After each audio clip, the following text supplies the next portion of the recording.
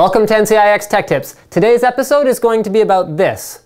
And that is not to say that it's going to be about the iPhone 4, because I'm pretty sure the iPhone 4 has been YouTube videoed to death.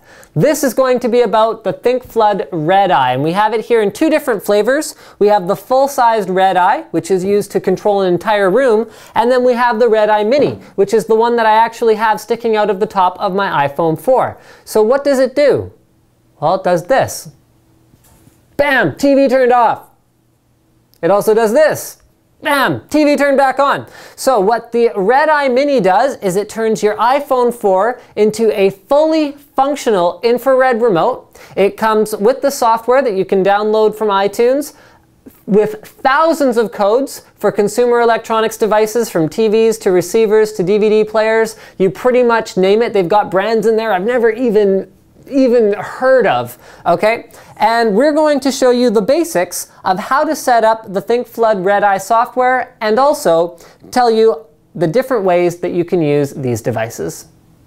So the first thing I want to show you guys about the Red Eye Mini is how to use it. Now you can see here we are in the Rooms menu.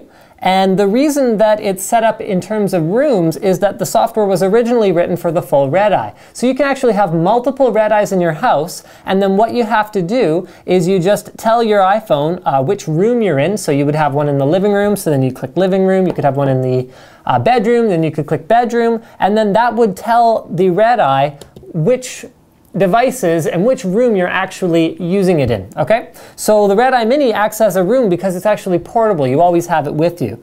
So activities and devices, none of this is set up yet. So I'm going to show you guys really quickly the basic setup that I'm going to use to control the TV behind me.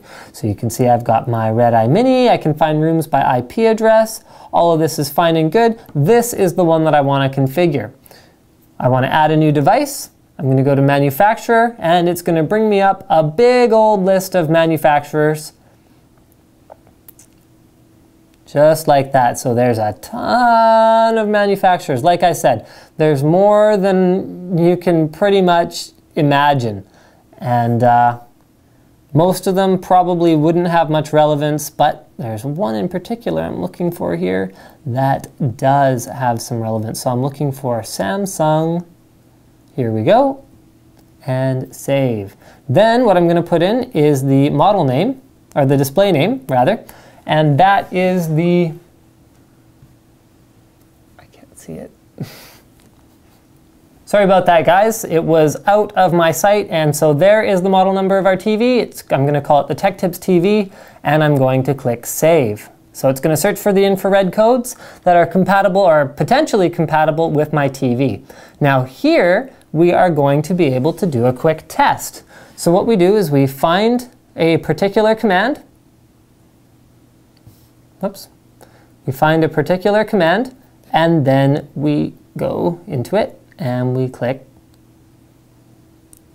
So now once we've saved the TV type, it's going to search for infrared codes and give us a variety of different ones to choose from. So what we're going to do is we're going to take the top one here. Looks like that works. So the power toggle works. What I'm going to do then is I've selected that one, and I am going to, with the check mark, I'm going to click Save. So it's going to download all of those infrared codes, and it is going to install them to my Red Eye software. Once it downloads the infrared codes, you can see here the device is now set up. And I have a list of all of the different commands that I can actually set up for this TV. So this is going to come in handy when I'm creating a custom remote interface on my iPhone 4 for this television. So you can see there's just a ton of commands. I can also delete the device once I get down to the very bottom.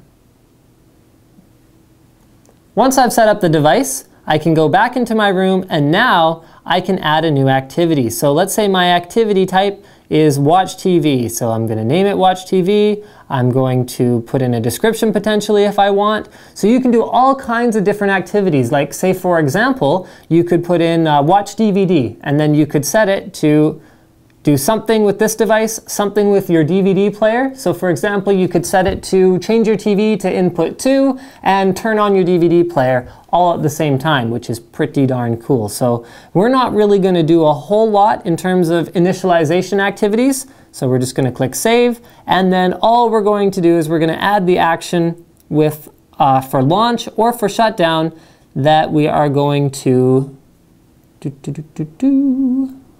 I think it's going to be under power. We are going to power on when we're ready to watch TV. And then when we are done, we are going to power off. And that's all we're adding. You can actually insert delays, and you can assign actions to as many different devices as you want. So what I'm actually going to do is I'm going to cheat a little bit here, and I'm going to turn off the TV with its own remote first, and then I'm going to exit setup, and we're going to show you what we can do now that we are in the IR Mini room.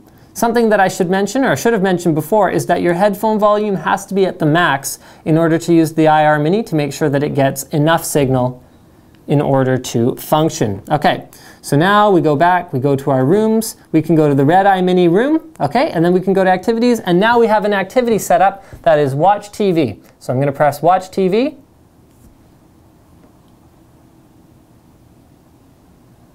Saw something in there about an 8-second delay, so I don't know how long this is going to take.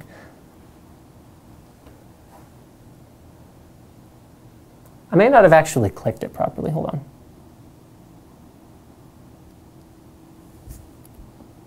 Ah, there we go. Sorry about that, guys. And now I am led to a screen with a little remote. So I can actually completely customize this remote based on the activity that I am enjoying. So let me just show you guys what we can do. What's included by default? So included by default, we have guide, page up, page down. We've got menu, we've got channel up, channel down. Most of this functionality is not available because I'm actually not hooked up to a television signal at the moment, but you can see here I can mute the TV. All of this functionality works exactly as advertised, which is pretty darn cool. So we'll show you in a moment how to customize your remote. So now that we found out that our remote really isn't going to work for us at all, because here in the Tech Tips room, really the only functionality we use besides on and off on this TV is input selection, and I don't really have that on my remote. Because the expectation with this particular device is that you'd only really be using the Red Eye to select what activity you want to do, and then you can put things like input selection in there. That's not that convenient for me. I'd rather just have a button for it. So I have all the flexibility I need. I can actually lay out the activity buttons on my virtual remote here however I want. So I'm going to take that guide button because I don't need that, because I certainly don't have a TV signal here in the studio, and I'm going to put that down at the very bottom. Then I can go into the add. I can choose a command. In this case, I want QRST, TV video, and I can add whatever command I want. It's pretty easy to align by the, whoops, let's go back into, I accidentally pressed the back button. So it's pretty easy to align with the little grid lines they give you. So I'm going to go ahead and I'm going to put my TV video button there, and I'm going to exit the setup. From there, I can go back into my Red Eye Mini room. I can go back into my Watch TV activities. So here I go. I'm going to press Watch TV, and if I manage to use my iPhone upside down and backwards, then I'll be able to actually hit the button properly, which apparently is pretty difficult for me to do. Sorry about that, guys. Let's try that again. Watch TV. There we go. All right, so now I have my TV video button, and my guide button is down here at the bottom. So I'm going to go ahead and I'm going to, oh, you know what I should do?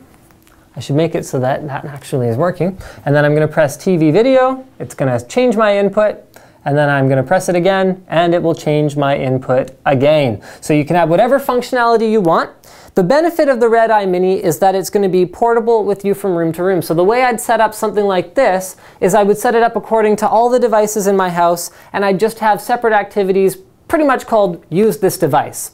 However, if you wanted to go all out and get red eyes for all of the rooms where you have infrared devices, that would be a more elegant overall solution because you're able to use Wi-Fi to specify which red eye you want to use. It actually doubles as a docking station, so you can just sit the red eye somewhere in the room. You can throw your iPhone on top of it, if it's on a coffee table in front of your media center or something like that. So that's pretty handy because you don't have to worry about the batteries on your iPhone while you're using it. You have them in separate rooms, you specify which one you want to use, and you can set up all your activities as elegantly as you want to. This is the kind of thing that would be perfect for like my mom, because that way I don't have to go over there every time they can't figure out how to watch a DVD versus how to watch TV. All I have to do is program everything into my little brother's iPhone and tell my mom, okay, all you have to do is go into the room, media center, activities, watch TV, watch DVD, use the media PC, whatever the case may be, press the button and boom, all the inputs are done, the projector's on,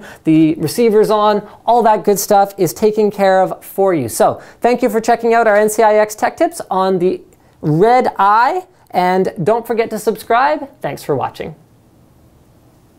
Sorry guys, one last thing, probably should have mentioned, it also has guide software, so all you have to do is set up the country that you are located in, and then the postal code that you are located at, and then it'll actually download, based on which provider you select, which television shows and which channels are available in your area. So thank you again for checking out this episode.